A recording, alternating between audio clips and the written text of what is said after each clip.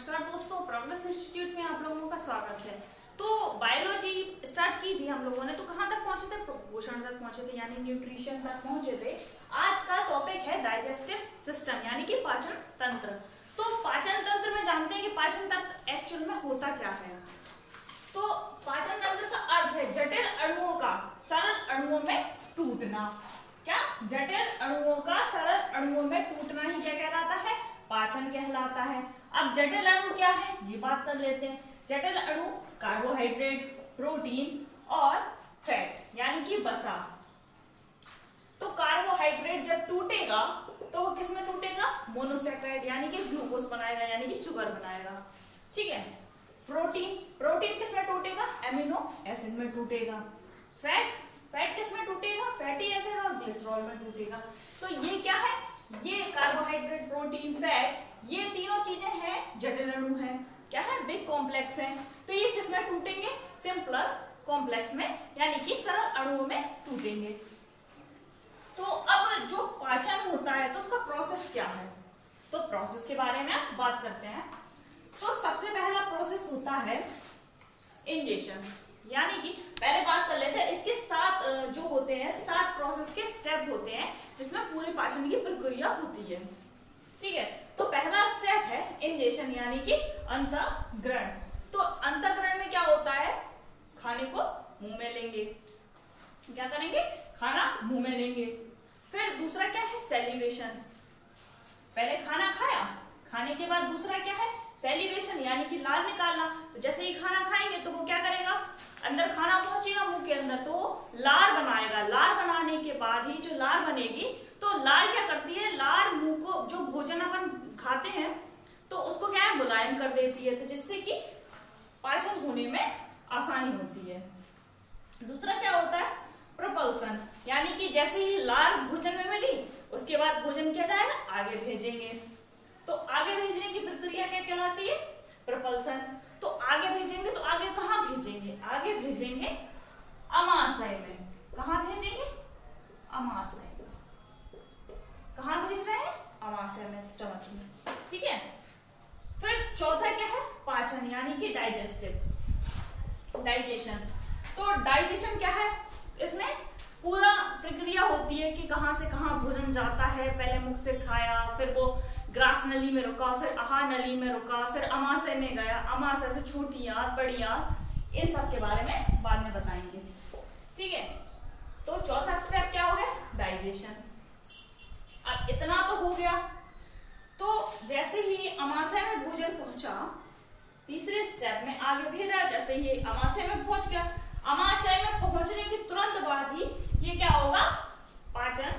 ये क्या होगा? इसकी जो डेफिनेशन ये है, तो यही डेफिनेशन तब पर काम करेगी, यानी कि यहां से ही स्टार्ट हो जाएगा जटिल अणुओं का सरल अणुओं में टूटना।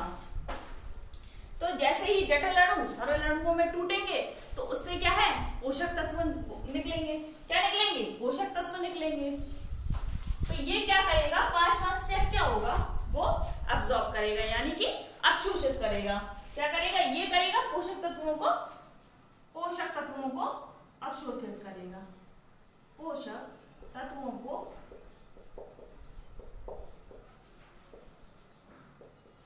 अवशोषित करेगा। 5वें स्टेप में क्या हो गया? पोषक तत्व अवशोषित करने लगे।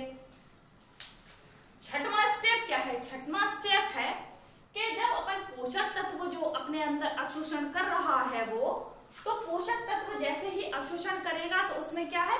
पोषक तत्व को अब्सॉर्ब तो कर लिया उसने, अब क्या करेगा? रक्त के साथ में मिलाकर पूरी बॉडी में, पूरी अंग में, ऑर्गन्स में ये पहुंचा देगा। तो छठवां क्या करेगा? छठवां क्या करेगा? पोषक तत्व जो है उनको क्या करेगा? अब्सॉर्ब कर लेगा। अब्सॉर्ब करने के बाद रक्त के साथ मिलकर, ब्लड में मिलकर पूरे बॉडी ऑर्गन्स में पहुंचा देगा। और थर्ड क्या है? सेवेंथ क्या है? सेवेंथ में क्या होगा? ये परित्याग कर देगा, यानी कि जो वेस्ट भोजन है, बेकार भोजन है, अपचा भोजन है, जो पच नहीं पाया, उसको क्या है? बाहर निकाल देगा। तो ये क्या हो जाएगा? परित्याग हो जाएगा। इसका स्क्रीनशॉट ले लीजिए। ठीक है, आप लोगों ने स्क्रीनशॉट तो ले लिया होगा। अब नेक्स्ट स्लाइड में बात करते हैं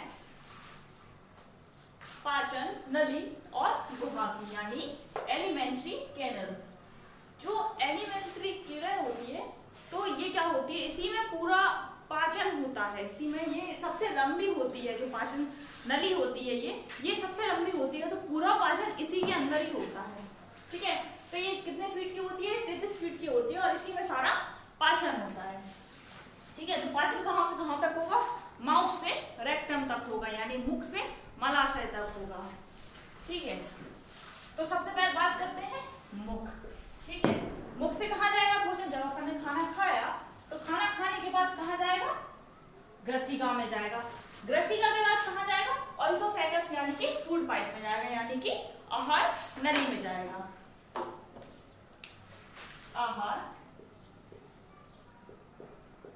नली में जाएगा। आहार नली के बाद कहाँ जाएगा? अमाशय में जाएगा।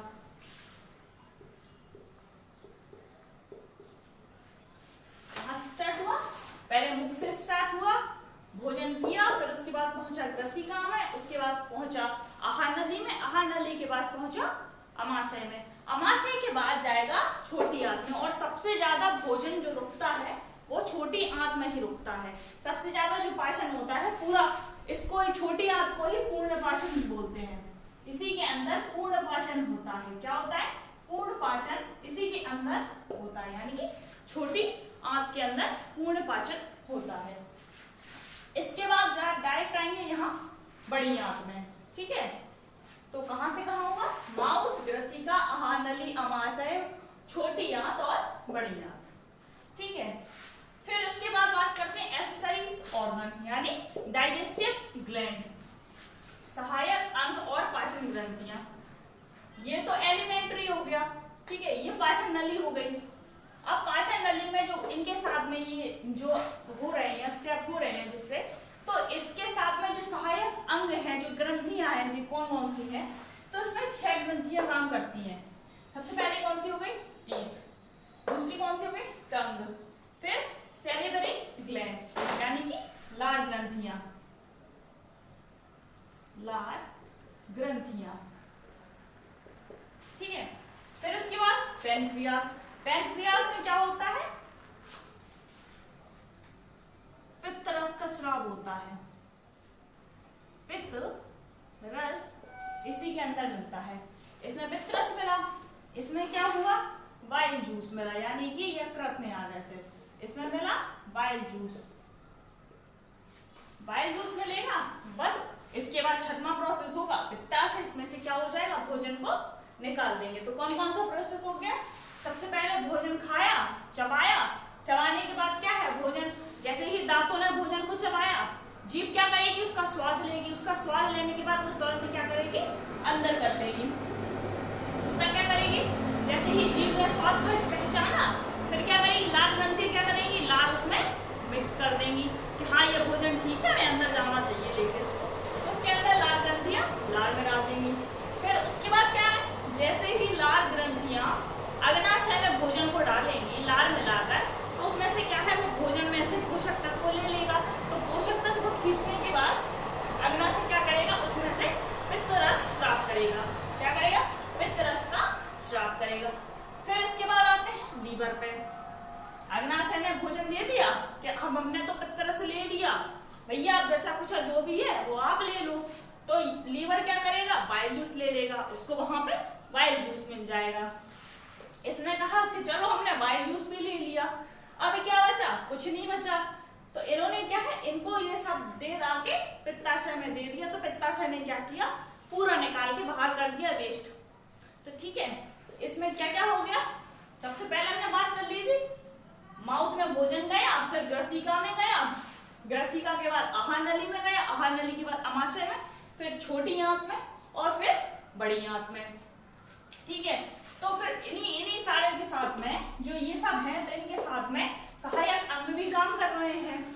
माउथ के साथ में मुंह में जीभ भी होगी, मुंह में तीत भी होंगे, यानी कि दांत भी होंगे। ठीक है, 2 चीज तो मिल गई। ग्रसिका में पहुंचे, वहां क्या मिलेगी? लाल ग्रंथियां मिलेंगी।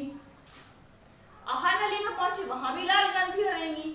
अमाशय में गए, अग्नाशय मिला, पित्त रस मिलेगा, पित्त रस उसने ले लिया। पित्त रस के बाद क्या करेगा? वो बाइल जूस लेगा, यकृत लेगा। ठीक है, फिर क्या करेगा? पित्ताशय को बचा हुआ भोजन दे देगा। तो जो भी उसमें से पोषक तत्व वो पित्ताशय लेगा, गैल ब्लैडर लेगा, उसके बाद क्या करेगा, पूरा भोजन रेक्टम के द्वारा बाहर निकाल देगा।